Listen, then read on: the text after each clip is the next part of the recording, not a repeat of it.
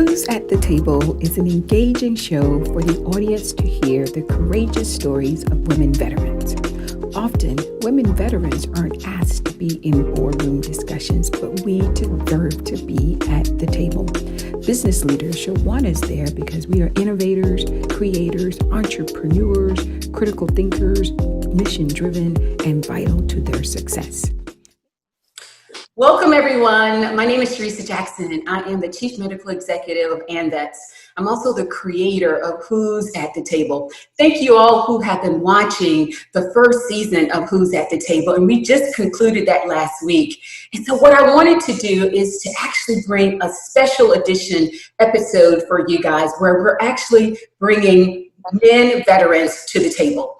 I don't discriminate at the table, though we've been talking to men veterans and talking about their issues and their challenges. I think it's also important that we hear about men veterans and what they're dealing with and how they are responding to what they're hearing women veterans are going through. So today is our first day of the special edition of the Men Veterans Who's at the Table. I'm so honored to have 3 men veterans here at the table, and the very first is none other than my good friend. Let me tell you, me and this brother go way back. His name is Cedric King, and for those of you who don't know him, I suggest you Google him because he is such an inspiration out here in the veteran community. His story is so powerful, a story of courage, and I think he deserves to be here at the table. So welcome, Cedric, to Who's at the Table, my brother. Man, CJ, you already know what it is. We go way back. The introduction is for everybody else. You already know between you and me. Hey, look. You know my family. I know your. Look, hey, your family. Charlie, look. Thank you. It's an honor to be here. So we're going to get into, just what we do here at the table. I know you've been following us and hearing the stories of women veterans, and we start with asking, why did you decide to come into the military, Cedric? All right. So for me, it's probably a little bit different. I really didn't think I was smart enough to go to college. Mm-hmm. I know it's a lot of people that are like, I was at 9/11, and when for me, I came in 1995, mm-hmm. and like Desert Storm had just wound down, and the Army was actually cutting back in the 90s. Wasn't a whole lot of, it wasn't a surge, it was cutbacks. And I went in. I didn't think I was smart enough to go to college straight out of high school. And it's the inferior thinking, In high school, where I'm from, if you made the dean's list or your principal's list, if you had straight A's, valedictorian, you were college material. Mm-hmm. I wasn't college material, partly because I did not apply myself. I did not know what was on the inside. And because I didn't know what was on the inside, I hadn't had experiences in my life to make me feel like that I could rise above. I was like, well, you know what, man, I don't have what it takes. You got to be smart to go to college. You got to be part of the elite. You got to be part of the 1% to go to college. And if you do go to college, you're gonna waste your mom's money. My mom didn't have a lot. She's a single parent. She's working 9 to 5. She had money for me to go squander at college. Mm-hmm. So for me, I was like, man, A, not good grades. B, just didn't have the money to really squander for my mom. So I'm like, look, you know what? If I'm going to do anything, I'll go off and I'll get some college money, and then I'll send myself to school with the money that I make. And that way, if I squander it, it won't be money that comes out of her pocket. Mm-hmm. That was my whole philosophy going into the military. But once I got there, it was like, wait a minute, I had it all wrong, and it didn't take me long. You go in the military, they're going to let you know real quick. You ain't got to be a genius here. Mm-hmm. You ain't got to be dean's list. Matter of fact, the smarter you are in the military, it probably works against you because you know too much. You try and you analyze everything. The military is like, look, we already got the plan. Just do A, B, C. Guy says to me at base training, be at the right place, right time, right attitude, right uniform. Mm-hmm. You can do those 3 things consistently. It don't matter where you go. You will win. Mm-hmm. Right time, right place, right uniform, right attitude. You violate one of those 4, and you're going to run into problems. And here's the real truth. You could do 3 of those things great, but without a good attitude, you're still going to fail. Yeah. You got to always show up at the right place, right time, right uniform. And to put the cherry on top, you got to have the right attitude, you know? Yeah. And once I start putting that together consistently, start rising through the ranks, you know? And then I don't know if I ever told you this, Cedric, but we share a similar reason why we came into the military. I came into the military because for the same reason, not that I wasn't smart. I was, you know, kind of valedictorian in my class, but yeah, I'm about to say, you're an officer. You already know what it was. You ain't anybody. You're an officer. But I saw my parents actually, you know, put my older siblings through school. And I like you said, you know, they had to both work in order to put 3 kids through college. And I was like, you know what? I am not going to have my parents go through that. So I feel your passion about wanting to do it yourself and coming into the military yourself. Now, I don't agree with the branch of service that you chose, but you know, it all worked out for you in the end that you chose the Army. But, you know, I just wanted to share with you that we do have that similarity, that we wanted to do it ourselves. We saw that we could do it ourselves. And we came into the military and we beat that challenge. And here we are today. So that leads me to my next question for you. So you were in the Army. How many years did you do, Cedric? 20 years to the day. Really? I met you actually 17 years in a couple weeks. Yeah. Into my tenure. Mm-hmm. But 20 years to the day. I came in July 18th, 1995. Is the day that basic training actually started for me. And I retired July 28th, 2015 at Walter Reed. Yeah. And that's 20 years. Is where you and I met, which is a lot of your story. I mean, what type of work did you do when you were in the Army? And then tell us about, you know, how you and I met and the injury that got you where you are right now. Yep. I actually was an infantryman. So for me, I was the guy on the ground. Pilots in the Air Force, those guys, you know, as much as I talk crap about the Air Force, I'm going to tell you what, I have envied you in 2 moments in my career, or 2 times in my career. It's when you get to the Air Force chow hall and you guys have food that is like 5-star equivalent compared to the Army. Our gravy looks like the consistency of maybe applesauce. You go to the Air Force chow hall and they got gravy look like something come out of Cracker Barrel. That's why I choose the Army, man. I was like, golly. Your barracks, you call them dorms, and they look like dorms. I'm like, what? I live in a Roach Motel, and y'all over here at the Ritz-Carlton.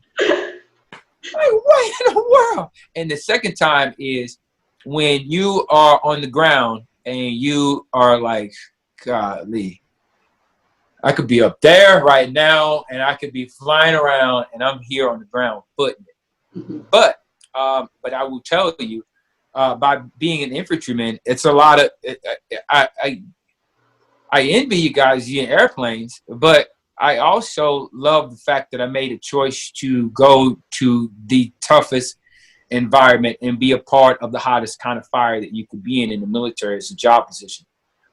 It's pure leadership. It's pure leadership in the infantry. You can know computer skills, that's great, but at the end of the day, you have to make men do what you know needs to be done. It's pure leadership. You got to be a leader of men. In the infantry, there's no women in the infantry at the time. They're starting to put women in the infantry. But you got to be a pure leader. And to be a pure leader, guess what you got to do? You got to be a good leader of yourself. Mm-hmm. You really got to be, if you tell somebody, hey, I need those boots shined, guess what? Your boots better be shined. Mm-hmm. If you tell somebody, hey, you need to be passing the PT test, guess what, man? You need to be passing the PT test. Mm-hmm. There ain't no way to get away from that when you're a leader. And in the military, in the infantry, it's pure leadership. It's pure leadership. Hey, I need those 100 men at the rendezvous point. The helicopters will be there. I need them there at this time. Go. There ain't no time for Band-Aids. There ain't no time for drinking water. Hey, ruck up. We got to go. Mm-hmm. Ain't a whole lot of conversation. And that's what I love about the infantry. It's no apologies. It's either A or B. It's black or white. Go get it and go. So I mean, with that kind of Spartan-like environment, you're going to either going to rise to the top or they're going to get rid of you. It's very much like the movie 300 every single day. And that's actually where I come to meet you at, because on a foot patrol in Afghanistan, year 17, third tour combat in Afghanistan, not just anywhere in Afghanistan, in Kandahar province. I mean, you've worked over there in the hottest of battle zones, so you see people coming in and out every day. And right before you see them, that's where I am prior to coming to see you. And usually it's not a crazy experience. Very rarely are you in a shootout every single second. War is a whole lot of sitting around and, so did she write you? Oh man, you got the letter. Oh, congratulations, you guys, you're pregnant. It's a whole lot of that, And there are brief periods of extreme violence. And during those brief periods of extreme violence is where I come to meet you at. I'm on a foot patrol in Afghanistan. It was supposed to be an easy day. She told us it's supposed to be an easy day. We were going to go out and do a recon. Hey, captain's like, hey, come back with this. Okay, cool. We go out there early in the morning, and we got into like a tick, what they call troops in contact. We got into a firefight with the enemy, and we fought them off. Got to the place we were supposed to do the recon, and everything's going great. They're calling up the things that the captain needs in there. We're gonna be done early, and sure enough, that's when I step on the IED. I stand right on top of it, takes my legs kind of not cleanly off. Obviously, probably better than I do, but it messes them up pretty bad. I can remember when the IED explodes. We all wore boots, but you've never seen your boot turn into pieces of what looks like cleaning rags that you clean your weapon with. You put them on. It looked like a whole. Everything on the ground was like cleaning rags, and what used to be shoelaces, the bootlaces, they're like cut up into like little pieces and frays of the inside of bootlace everywhere. The heel of your boot just torn up to pieces, looked like popcorn. Golly, still never really understanding what modern medicine can do. I am sitting there looking at what you see in biology class, like the inside of this arm, I could see right through it. And I'm like, that's really weird to look at. Yeah. And not it be somebody else, it'd be your own. Yeah. Not to be so gruesome, but I would look down, and in Afghanistan, there's sand everywhere. If you go to Iraq, Afghanistan, there's sand everywhere. This is the first time I'm looking down at the sand. Instead of it being light brown, it's now light pink because of all of me on the ground, But that was the moment where I really had to say, hey, if I am going to be this believer in faith, hey, it's test time, Ain't no more study hall. And I know you didn't know that the test was going to be this morning. Nobody knows what day you're going to have to take the test. It's always a pop quiz in life. And the moment where it happens, it's like, all right, close the books, pop quiz, pull out your pencil, something to write with. Question A, question B, question C, take the test. And that's exactly what I felt like I was doing in that moment. And all I knew how to do was pray and get to living through it. I had jumped, I was a paratrooper. So I spent, the majority of my career jumping out of airplanes. And every time I hit the ground safely, I would always say a prayer. And just say, thank you, Lord. So when I actually ended up landing after the blast and I'm starting to, come back to consciousness, I just, through reactions, thank you, Lord. I'm still here. Thank you for this moment. Thank you for the ability to blink my eyes. Thank you for the ability, both of these lungs were punctured. So it's like me being able to breathe in, but as I exhale, I'm like starting to lose air really fast. Starting to feel like you're suffocating a little bit. But thank you for the air that I am getting. And thank you for the ability to still see. I'm wiggling my fingers. The shrapnel in this body of mine is really, really hot right now. Yeah. But you know what? Thank you for the fact that I can feel it. You know, thank you for the fact that I still have feeling in my lower body. I can work with that. And we start to think that because things aren't perfect, then you got something to complain about. It's just the opposite. When you find something to be thankful for, then that's the thing that activates. It's not being thankful for how much you have. It's how much you can be thankful for what you do have. It's not the abundance that makes that turns into gratitude. That's not the definition of gratitude. The ability to appreciate abundance. It's the abundant way that you can appreciate what you do have. And if you can appreciate incredible amounts of gratitude because you can blink your eye, or because you can hear, or because you can still speak, then that's the thing that moves the needle. That's the thing that really moves the needle. I go into a coma probably moments, maybe a half hour later. I do remember the helicopter coming in. I do remember it being escorted with an Apache. Over there. Helicopters can't just go out by themselves. They have to go out in 2-ship, 3-ship formations, escorted by armed escorts. You know, helicopters with bullets and rockets and stuff. They put me on the helicopter. I can remember them pulling this like lollipop in my mouth. I'm like, what is that? And it's like, hey, trust me, you're gonna want it. So I put it in, and I started to feel like, oh, okay, that's pretty good. I could probably go back and shoot a couple more bullets, you know. Let me at them, you know. So I ended up landing, and when I landed, I was like, it took me for a split second back to MASH, the show MASH, because I'm coming over a mountain range. Kandahar has mountains everywhere. I'm coming over a mountain range. I land. Medics are running out to the airfield to put me on this gurney. It was everything but the theme song. Everything but the theme song. I go into this tent, and this is probably the first time I felt air conditioning. That's something that I do remember. Before I go into a coma, I do remember I was like, God, it feels good here. Air conditioning. I ain't been in air conditioning in months. I go in there. I was like, God, it feels terrific in here. And I slip into this coma, and I come out of the coma, and I remember seeing my wife. I don't know if I saw you guys first or I saw my wife first. I'm pretty sure I saw Kaida and my mom first, because they were explaining to me people. And then you and this other lady walk in, and I'm like, oh, snap. They got models here. It's like, the fellas ain't going to believe this. I got models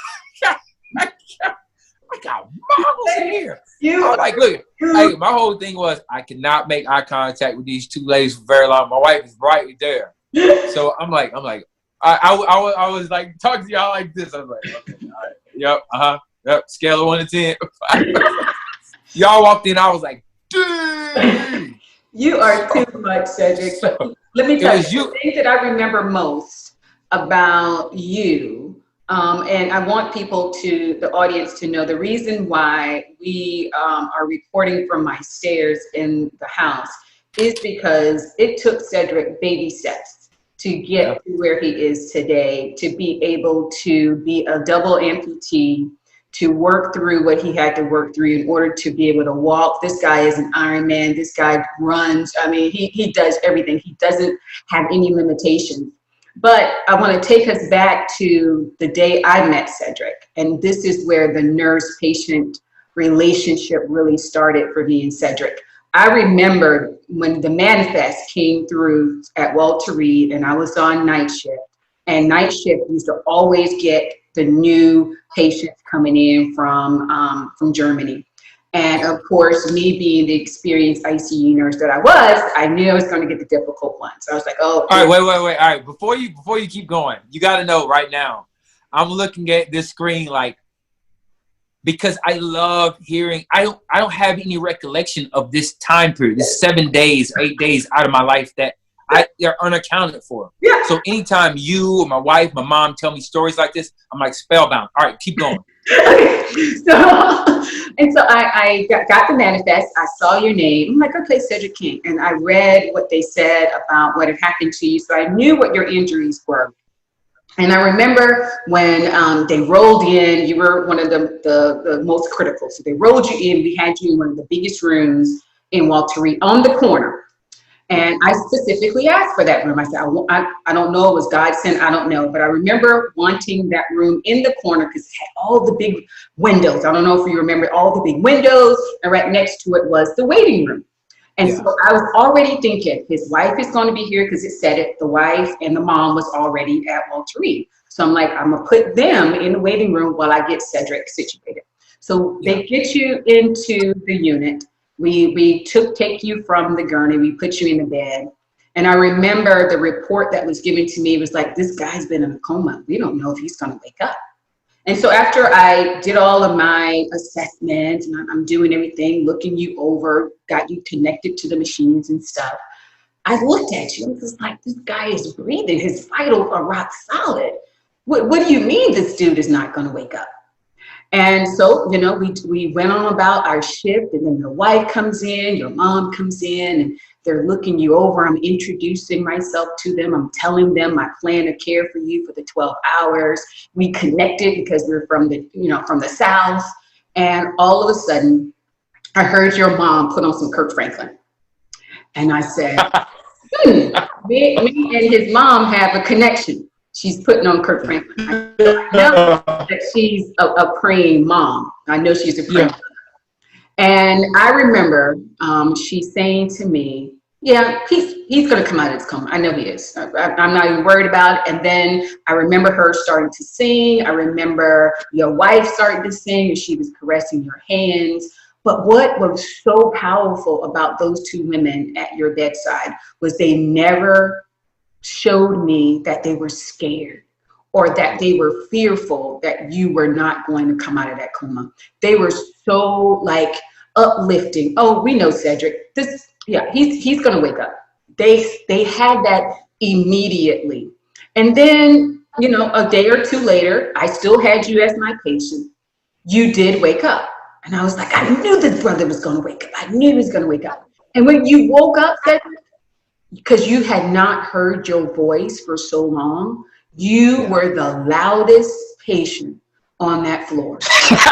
And that's when it clicked why God told me to put you in that corner of that unit. All you wanted to do was talk, and talk. And loud, and loud. And I remember your wife and her saying, yes, that's Cedric.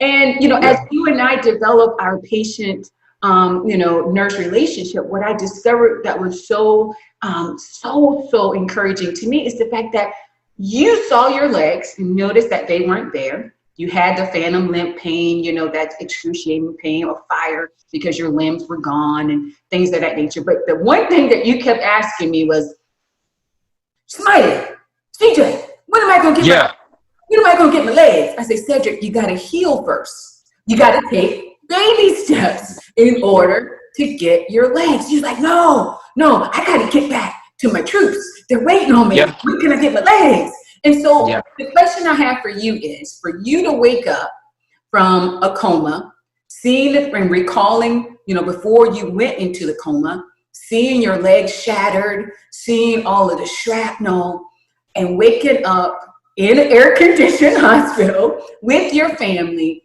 Why was it so important for you to quickly heal and get back to your troops? Why was that so important to you? All right, and this is straight truth. Because I didn't want to be in.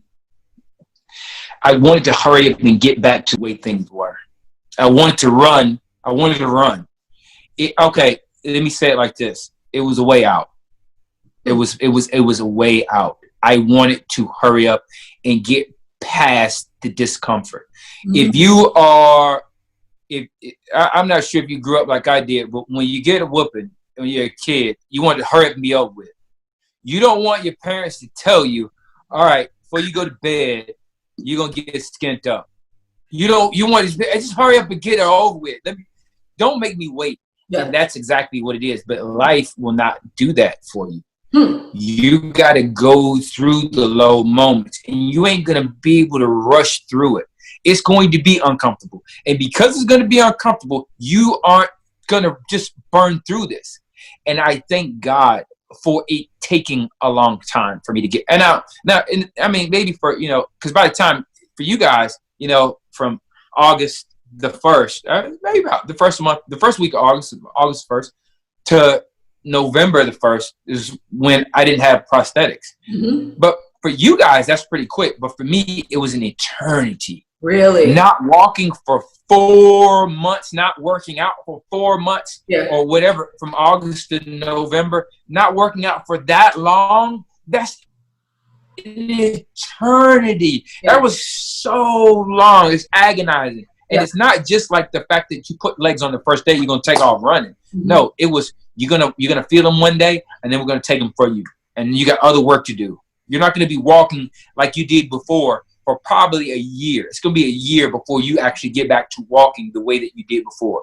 And even then, that's as close as you're going to get to what you did before. It's not going to be just, I'm going to hop up and go to the gas station. No, it's going to be, you're going to have to don devices for you to walk from now on for the rest of your life. Mm-hmm. And to your point, I wanted to hurry up and jump to the top of the stairs. I didn't want to take one step at a time. I wanted to leap from the bottom of the staircase all the way to the top floor. And that's what we want to do in life sometimes. We want to jump over the adversity. We don't want to go down into it. We want to jump over it. That's why we build bridges. Because we want to get over the whatever it is in the fastest place, in the fastest way possible. That's why we have bridges. We want to go over them. We don't want to go down into the gulch, and we don't want to walk down into all of the hedges and the foliage. We want to go over it. And in life, we want to do the same thing.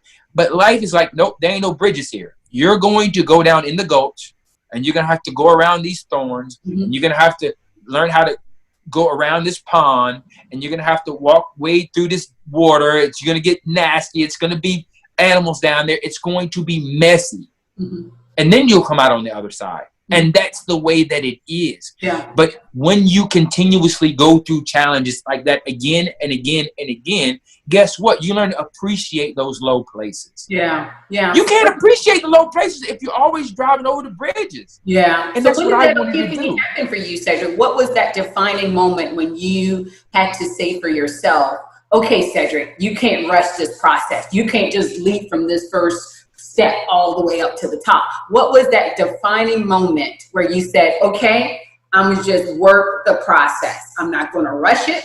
It's going to take me time, because I don't know if you recall this, but when you left Walter Reed in November-ish, you came back and visit. You were in your chair. You came to visit the SICU. I was there on that unit. I told you I was retiring, and I said I was not having a ceremony.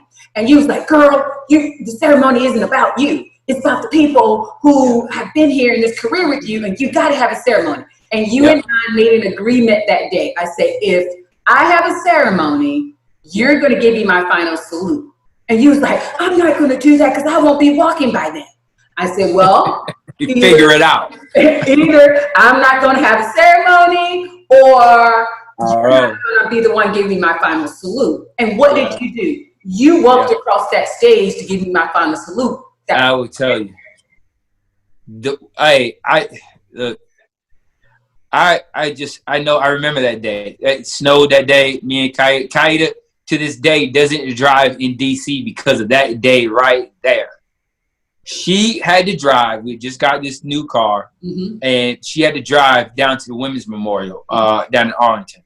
And that's where you had your ceremony at. And Kaida wasn't familiar with those circle roundabouts. Yeah. Man, we must have hit we probably should have hit about 5-10 people, because it was just people running out, and they think that, you know how to navigate these.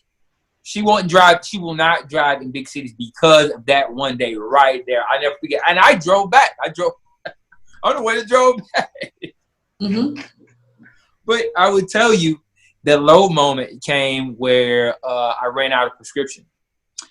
I ran out of prescription. We went to this, like at Walter Reed back then, you go on these trips. I'm pretty sure you heard, like, they going where? Yeah. What trip? Yeah. We went to Vail, Colorado, and I had never been anywhere as nice as Vail before. It was like a ski resort. Mm-hmm. And I was like, golly. We get there, and I start getting these phantom pains. Mm-hmm. And I run out of prescription, and there's no doc, there's no prescription, there's nothing you could do about it. You're just going to be in pain. And I mean, like, my daughters were there. We had gotten them out of school. They were on the ski slopes. Everybody was having a ball. Everybody was having a blast. But for me, it wasn't just the pain, but the Lyrica, it has something that when you come off of it, you got to be careful, because it's a psychoactive thing too, because you start dealing with your emotions. And I was just so low, CJ. I didn't really want to be here anymore. And when I say I don't want to be here, I'm not talking in code. I wanted to check out. I wanted to quit. I did. I wanted to quit. And I never felt like that before. Never. Never since then, never before then. But in that moment, that was my lowest moment. And we get back to Walter Reed. I can remember that's the same weekend that maybe President Obama had been sworn in for like the second time, that January. Mm-hmm. And it was freezing cold. And Walter Reed, it was a snow day. When they have snow days, only essential personnel come in to work at the hospital. Mm-hmm. Everybody else is gone. So the pharmacy was closed. So I couldn't go and re-up. So we're talking about 2-3 days at Walter Reed closed, and all the time over out of Colorado, no prescription. And I'm really, really low. Like, I'm looking for a way out. Mm. And my wife, thank God for my wife and kids. Thank God for them. Because I couldn't get Lyrica, what I would do is I would take a whole lot of oxys, right? I would take a whole lot of oxys. You never told me that. I got to the point where taking oxys was like the equivalent of getting me through, because the phantom pains. I said, I'm not going to take this Lyrica. I get off this Lyrica, I'm out of the prescription, I'm not going back. There's clearly something wrong. But what I did, I supplemented oxys for the Lyrica, because that was the closest thing to pain sedation. So I'm in there taking these Lyricas, and I'm in there taking these oxys, and I'm like out in another world. It got, the thing about medication is you take one and it feels great. But after you take that one and you come down, every single time you take medication after that, you're chasing the first time. Mm-hmm.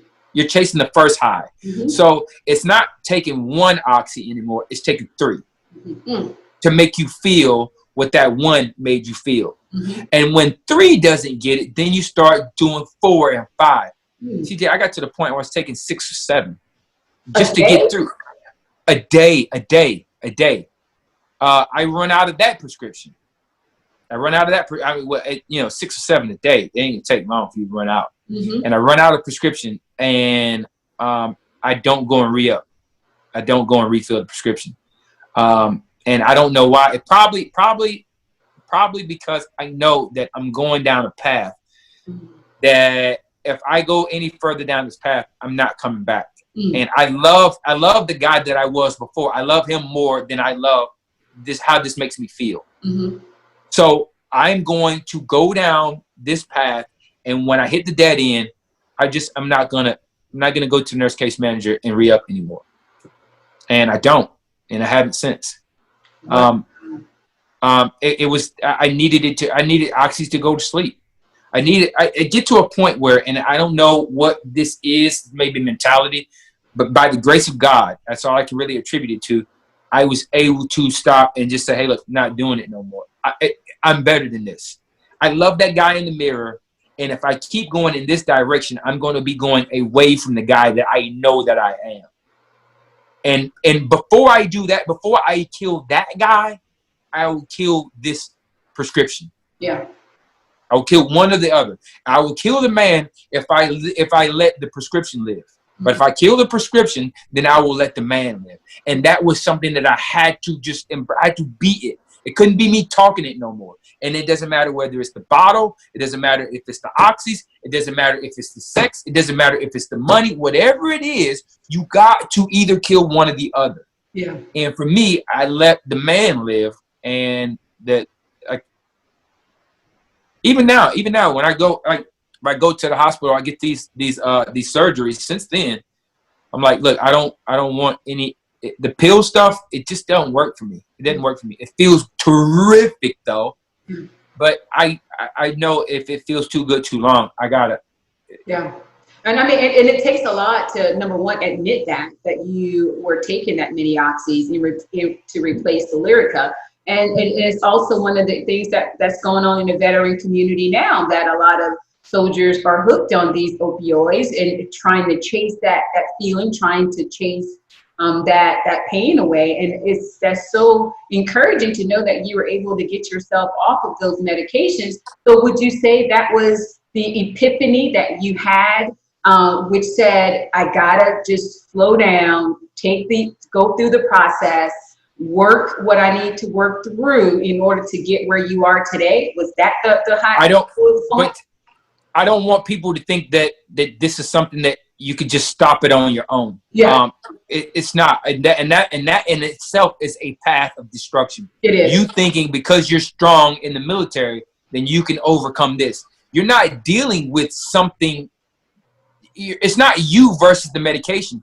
It's you versus you. Yeah. It's you versus you. And if you're trying to defeat the enemy on the inside, you can't do it alone. Yeah. Because the enemy on the inside, it knows everything that you're afraid of. It knows all the weak spots. It knows where you're strong at. And all it's going to do is beat you at your own game. Yeah. The guy on the inside, the gal on the inside is going to beat you at your own game. You know why? Because he's on the team. Yeah.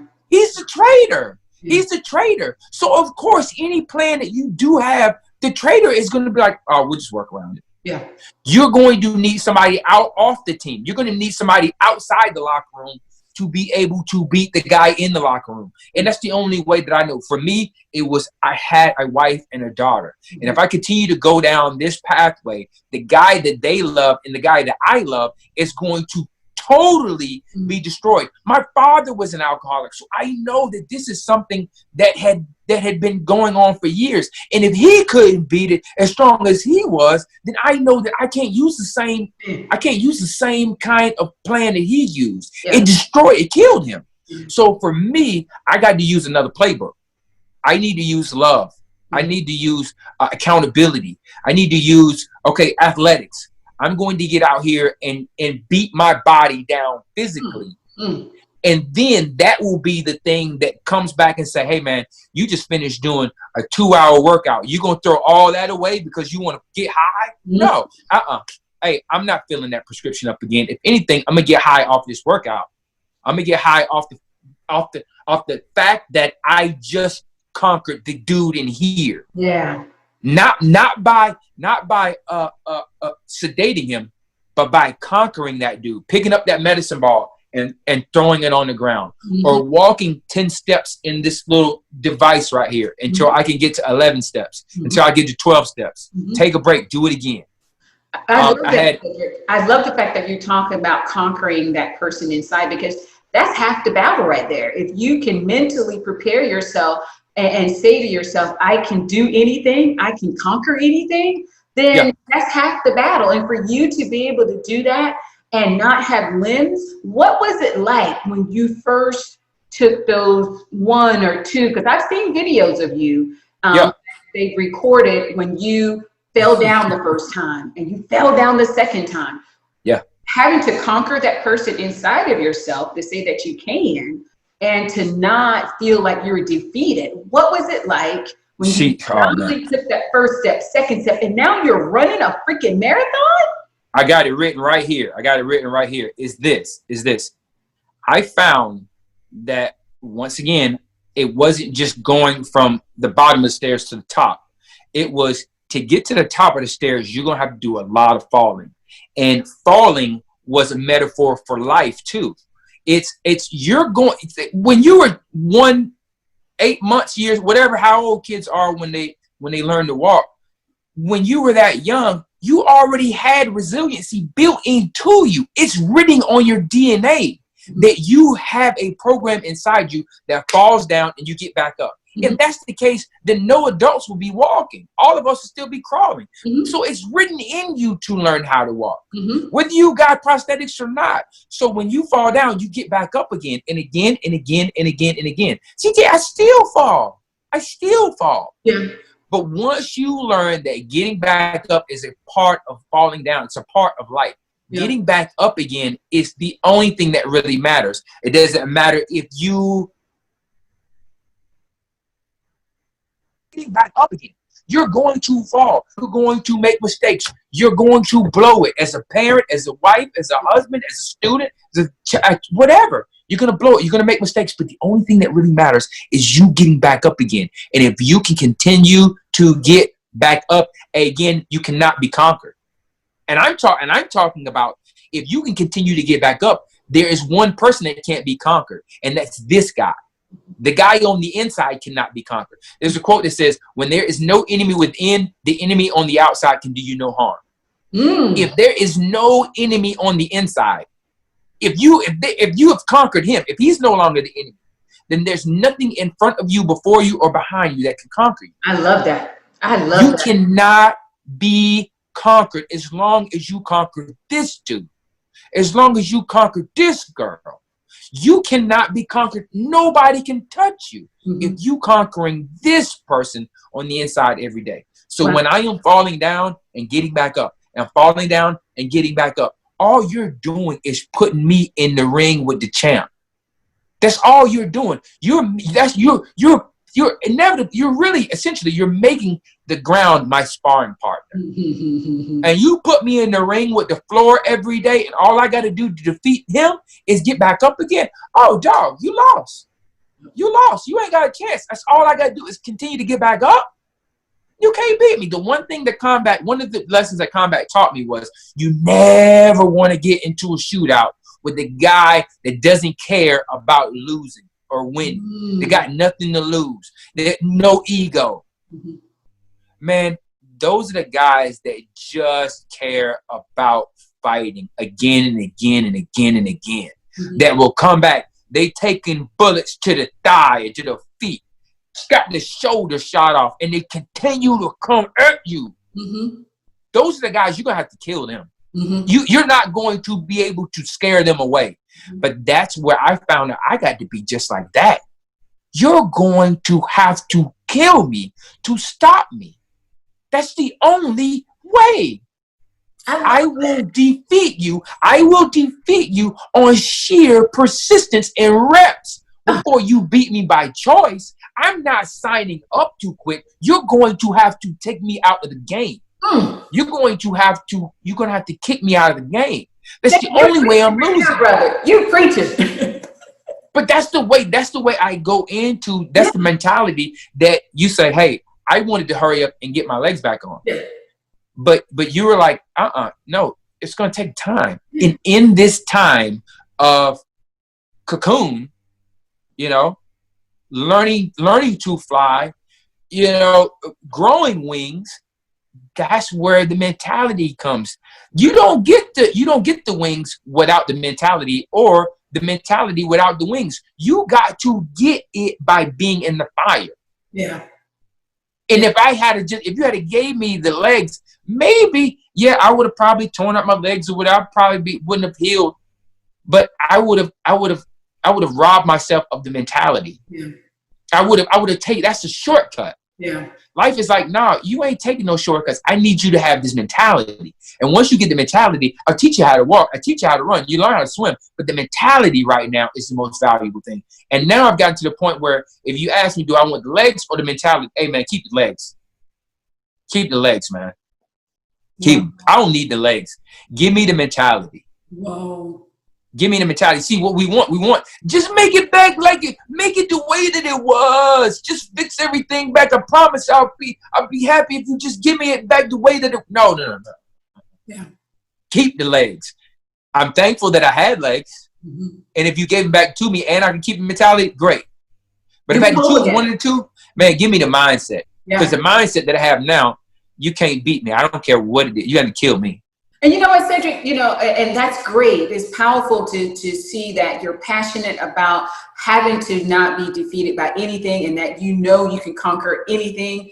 But there has to be days, and I mean, we're human. There has to be days when you're just like, man, today is one of those days. So how do you get past that? And I love it. To get back to this high that you have right now. I love. All right, I know it's gonna sound crazy too. All right, it's gonna sound crazy too.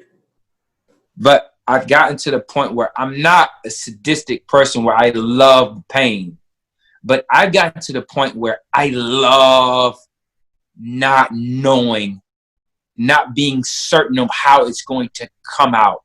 Like this quarantine thing, I'm a speaker by trade. So I get paid to go out and do speeches. Well, guess what? When the quarantine first happened, nobody was flying anywhere. I had speeches booked for enough money to make for the whole year. We got taxes to pay. I got a wife and kids to take care of. That was my livelihood. Now, yes, I do have a military retirement, and that takes care of certain stuff. But all the other stuff, where's the money gonna come from, Cedric? Hey, I don't know, baby. But this is what I do know. This is what I do know. Just because this happened to us, we're gonna make it through this. And sometimes I needed to say it, not so that my wife and kids could hear it, but sometimes I needed to say it so the person in here could hear it. You have to speak it even when you don't know if it's going to be a fact. Matter of fact, that's the perfect time. When I don't know, you asked me a question about those days where you had to have those days. Yes, and when those days come and I don't have an answer and I don't know how it's going to turn out and there ain't no clear finish line, I don't know when it's going to be over, well, this is what I do. I speak what I want to see. I can't see the finish line. I know it's there, but doggone it, when I cannot see it and I can't point at it, I can say I will be there. I can allow my words to be what my eyes want to see.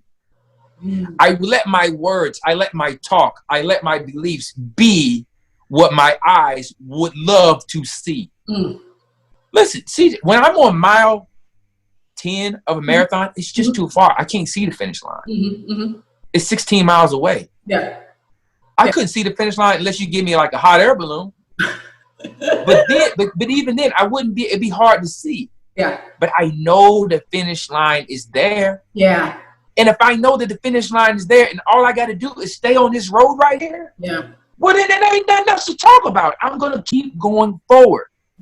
Nobody, and I mean nobody, stops running the race because they think the finish line has been pulled up and don't exist anymore. No, we all run because we anticipate getting to that line. So why would I ever stop? But why do we do that in life? Oh, it must not be meant to be. It wasn't my time. Oh, well, I'm not cut out for this. God is not in God's will. No, it is in God's will. And it is for you. But there's got to be something in you to keep moving forward. What good is it? What good is it if you could see all the finish lines? What good would you be to yourself or to anybody else if you knew that every race you started, you knew exactly where the finish line was? No, you ain't know. That ain't no good to anybody.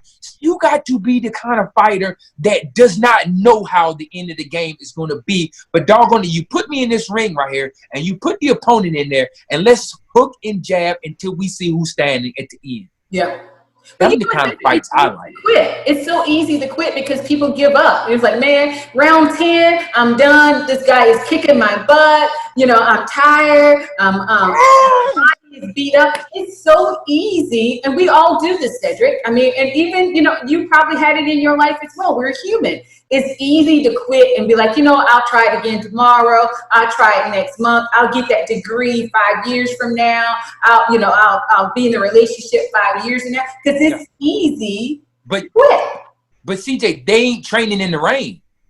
They ain't training in the rain, CJ. See, when you train I posted this last night. When you train in the rain, you can laugh at the storms. When you're training in the rain, you can laugh at the storms. If you're, let me say it like this. If you can't laugh in the storms, it probably means you're not training in the rain. And what do I mean by training in the rain? You have to put yourself in circumstances that when tough times hit, I don't automatically run. I'm not taking off and running away from the storms. I'm not going to take off and not train in the rain. Just because it's difficult doesn't mean I'm going to tuck tail and run. No, I'm going to stick here. I'm going to stick it out, man. That's training when it's raining. And if you're training when it's raining, if the thunder happens, or if you see a little lightning, you're not going to panic. But if you are never training in the rain, you hear that thunder and you see that crack of lightning, you'll take off running. because you ain't used to it. You ain't built your weight up yet. Yeah. For you. Look, let me tell you, first time I saw a person spill.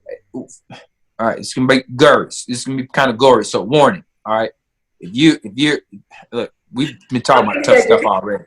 But the first time I seen a dead body with blood everywhere was in Iraq, and it smelled horrible. It's probably the worst smell. This guy had probably been outside for probably, I don't know, hours. And this is an Iraq heat, so this is 110 degrees. Yeah. So the odor was like something I will never forget. Yeah. Once you smell it, it's just, flies everywhere. Flies and maggots everywhere. Yeah. I'm like, I'm an infantry guy. Yeah. But because that stench and that smell has been burned into my brain, it's something I will never forget. But once you are in a circumstance where for you train in that atmosphere, you are around that for years, and for good or for bad, you are callous to it. It doesn't shake you the same way that it shook me. Yeah. It shook me. I was like, oh, not only on the visuals, but the whole experience, the smell, the visuals, all rolled into one. It shook me. It's something that I can't shake out of my head. That was the first time. Now, every time after that, it got a little bit easier. But for you, someone who has spent hours, days, months, years on end in an ER, and not just anywhere, but in combat. Yeah. For you, it's not as difficult. You get in and you go right to work. You just, Well, that's what it's got to be in life. Yeah. You have to put yourself in the doggone fight every single day. If your toughest battle, this is the problem. See, this is the problem. We come out of the military and we stop putting ourselves in the ring. Now in the military, look, you're gonna pass speech test, you're gonna qualify with your weapon, you're gonna have to maintain certain standards. Mm-hmm. Come out of the military, those standards are gone away. We quit putting ourselves in the ring, man. Mm-hmm. And if you quit putting yourself in the ring, if you quit putting yourself under in places of ease, when stuff hits the fan, you're going to be ill-adapt to handle it. Yeah. Because you ain't had reps in so long. Yeah. But doggone, when you get in there and you're doing what you got to do every single day, whether you feel like doing it or not, when the tough times do come, you be able to laugh. People cut you off in traffic, you be like, hey, man, you have it. So, you don't see a lot of Army guys chasing people down with road rage. Well, hey, girl, you have it. Why? Because I conquered tougher stuff today than road rage. Yeah. Yeah. I've conquered tougher things than being angry at the barista because she mixed my order up with the next person's. Yeah. If that's all the things that you're fighting every day, I don't mean to minimize it, but dog, you got to get your weight up, man. Yeah. And that's such a great analogy because, like I said, it's so easy to quit. It's so easy to not want to be in the fight. It's so easy to give up. And we see in your journey that you're not one to give up. Again, if anybody that follows you, Googles you, they will see what strong of a person you are, with legs, without legs, with your missing fingers, with the other injuries that you have. You are the true epitome of someone that does not give up. And if viewers are not motivated and inspired by you, Cedric, I don't know what else to give them. So continue to do what you're doing. And we're going to go to the favorite part of the show, which all the viewers love. You cannot tell me it's gone by this fast, man. I thought we had a whole nother hour, man. Come on. I want to get you there. I know this is not your favorite part, and you just want to talk. But we got to do our rapid fire, man, because it's important for the viewers to know from your heart, from your gut, how your life has been impacted by your injuries, how you treasure and value your support system around you. And again, how you walk up and down these steps every single day in your life. So that's why it's important that we get to these rapid fire questions. It'll continue your story, of course, but I think it's important that we give the viewers another perspective of who you are. So you ready? Yeah, always. Here we go. Life is good. Life is worth living. I know it's a one answer, but life is always happening for you. Okay. Life is always trying to give you something. It's not trying to take anything. Life is always for you. Life is happening for you. You say, well, you got your legs blown up. How can life be happening for you? Well, this is the wrapping paper. The gift, look, you wake up on Christmas morning, no kid I know is concerned about the wrapping paper. They're concerned about what's inside the wrapping paper. Mm-hmm. And maybe life is giving you a gift right now, and it's wrapped with plastic bags or newspaper or toilet paper. Don't matter. Mm-hmm. It don't matter. Just let your concern be about what's inside the wrapping paper. It's always giving you a gift, man. Quit looking at what it's wrapped like. Quarantine, COVID. It's something in there, dog. Get in the present. I love it. Okay, next question. Well, next phrase. Without my legs, I can. Without my legs, I can park closer to the grocery store. Without my legs, I can quit making the same excuses. Without my legs, I can give more effort. And that's really what it comes down to. It's not, you don't move the needle in life by what comes in. You move the needle in life by what you put out there. And without my legs, I have to be operating at 150% to do what everybody else does with 40%. Yeah. No problem. But I'm going to move the needle. This is everybody's 100% with two legs. This is my 100% without two legs. Mm-hmm. And I'm giving more effort. Now, you may be getting further, but I'm giving more effort. Yeah. You may be moving faster, but I'm giving more effort. And effort is the only thing that really counts in this life I've seen. I love it. Courage is being able to do the thing that you fear. Because you fear it, you do it anyway.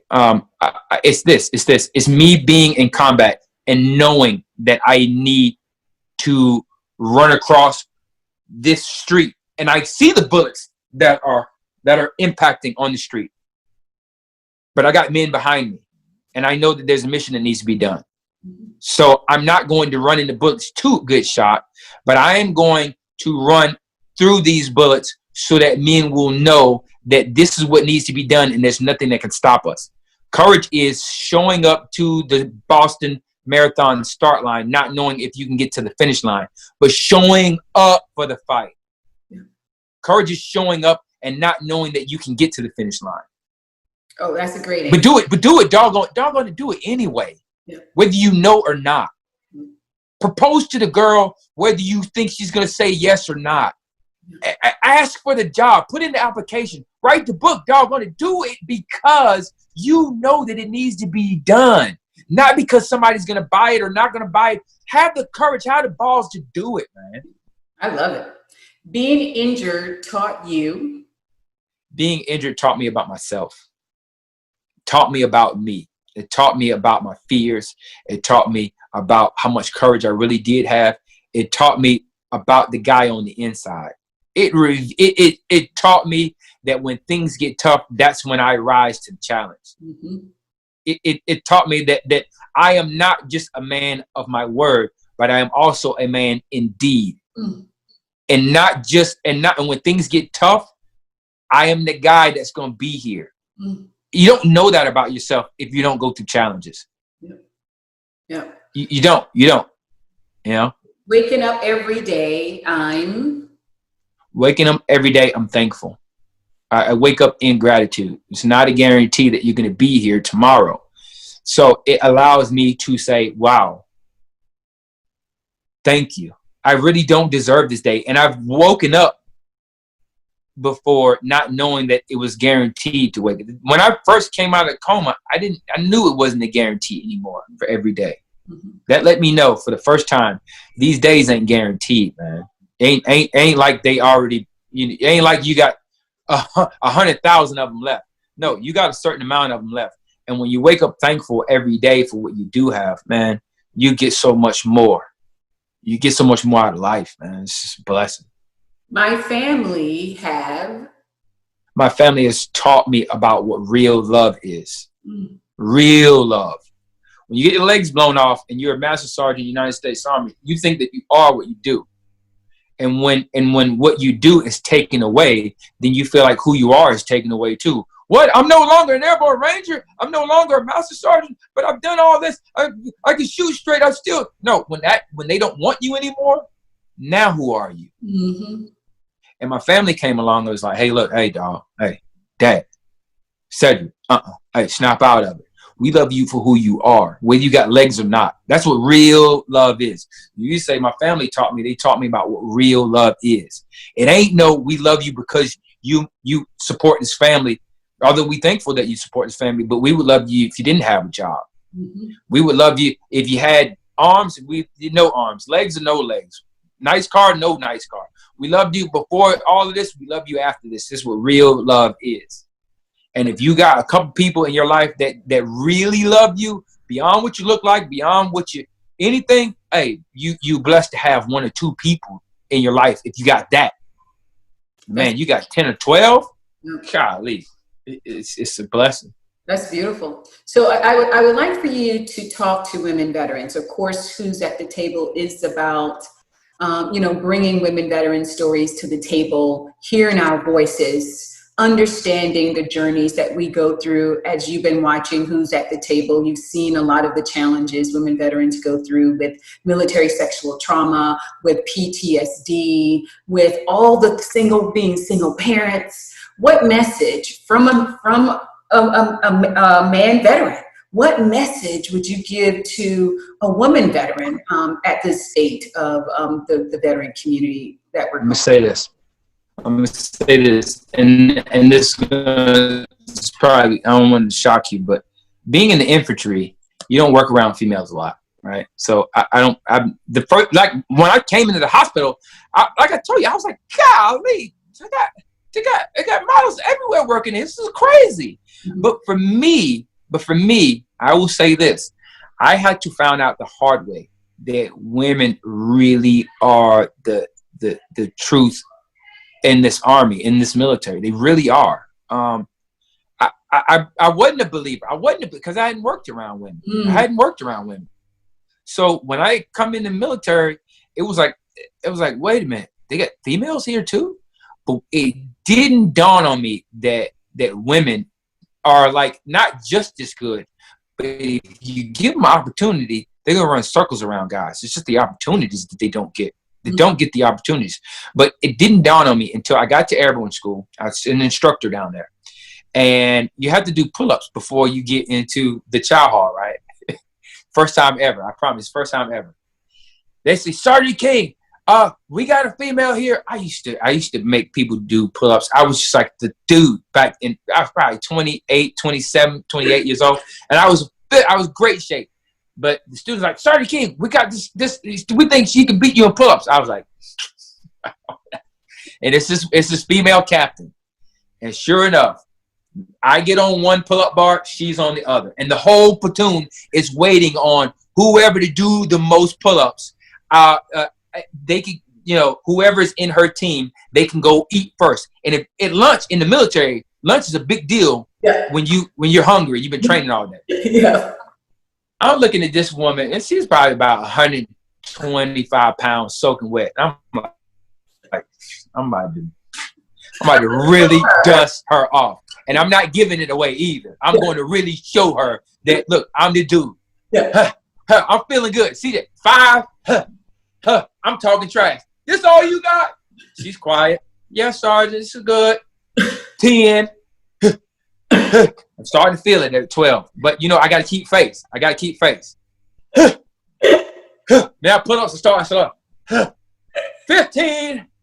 I'm still keeping her face and talking even more trash now because I want her to quit. I'm like, I got 1 million more of these right here because I can do this all day. And she is like, now we get to 20. 20 is the moment of truth. See, we get to 20. And I'm like,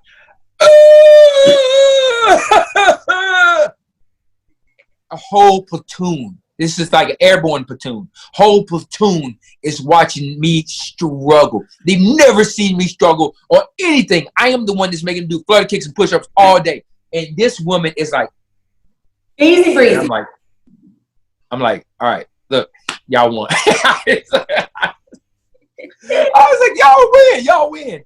And they are like, yeah. The motivation goes through the roof. Like, these are the same people I got to tell, hey, keep it down in the chow hall. Hey, knock it off. Everybody quiet. What are you talking for? Shut up. Get your plate. Get out. And now, like, I can't even go in there no more. And I'm like, golly. That was the first day. Now, we're talking about 7 years into my career. That was the first day where I was like, holy smokes. If you put a woman in the same area as a man, they are going to take over.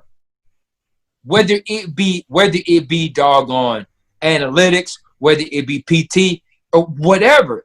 It's just, you got to get the opportunity. Yep. And now that you got females going to Ranger School, you could probably have a Navy SEALs open up, Green Berets. Mm-hmm. It's like, okay, look, let them show you. The problem isn't females, it's the guys.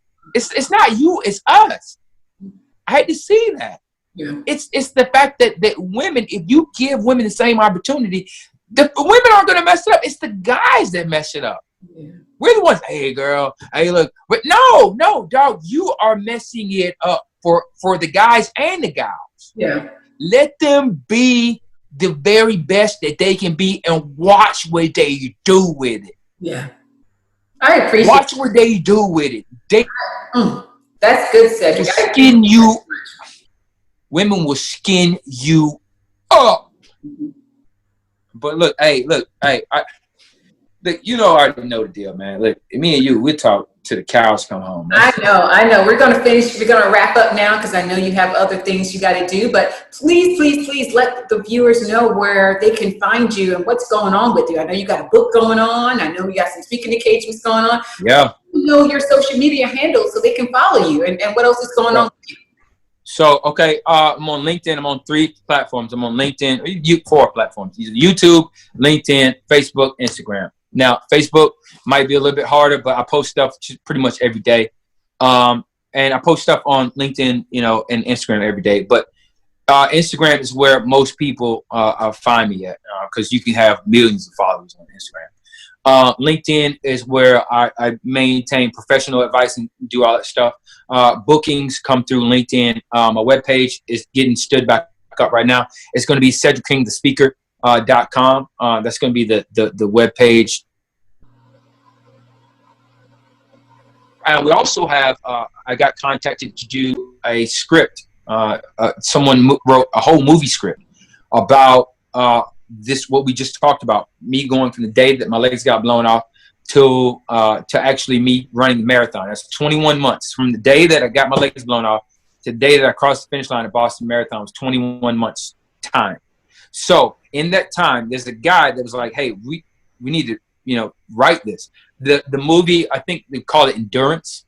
The movie is called Endurance. We did a table reading for it with real actors about a month ago, we did a table reading with executives watching the whole thing. But because of quarantine, things have been really slow. But there will be a movie. I'm speaking it into existence. There will be a movie. All the characters. There's characters from my wife, my daughter, my mom. All these people have characters. Yeah, the nurse right here. So look, they do have medical personnel from Walter Reed that are playing in this, but it's going to be a movie about the human spirit, not just Cedric King, but this is a movie about the human spirit and what the human spirit can overcome. Not what I, you, him, her, them, not what people can do individually, but what we all have the potential to do on the inside of us. Awesome. There's book number 2 coming out. So right before we got on the phone, we were doing interviews for book number 2. Not sure what it's going to be called quite yet. I'm not sure, but it's going to be maybe more of a how-to book than a biography. It's going to be more of like a business, sales, leadership, get to it, get after it kind of thing. Yeah. And we also have my first triathlon that's going to be coming up pretty soon. If this virtual, gets done. Been working on doing 100 milers. So that's one of the things that when you get out there, you do your 100 miles, you come back in, you get stronger. Yeah. It's a lot. It's a lot. It's a great time. It's a great time to be alive. And I know you're busy, and I so appreciate you, taking the time to be on this special edition men's veteran who's at the table. Cedric, you're my brother from another mother, and you and I got stories to galore that we can probably have. Thank you for not telling the story. Thank you for not telling the story. All right, we'll say that one for next time. Stories. But I would say before we close that the one thing that really touches my heart, I actually saw my retirement ceremony since 2013, and it made me tear up, man, to see you walk across that stage and knowing that that was one of your first moments on your prosthetics, and you honored me that day by giving me my final salute, and I will always treasure that moment. Even when I show it to other people, it's a tearjerker. And I just wanted to tell you how I appreciate what you're doing. I appreciate the relationship you and I have, where we're so deeply rooted that we can call each other and support each other the way that we do. And I so appreciate you, brother. I'm always here for you. If there's anything you need, I'm here, and vice versa. I love your family. Continue to strive and do what you're doing. Don't quit. I know you will. And continue to empower as you continue to do the things that you're doing, Cedric. You're doing incredible things, and I appreciate you being here at Who's at the Table. With that, you have a great weekend, man, and we'll talk soon. God bless.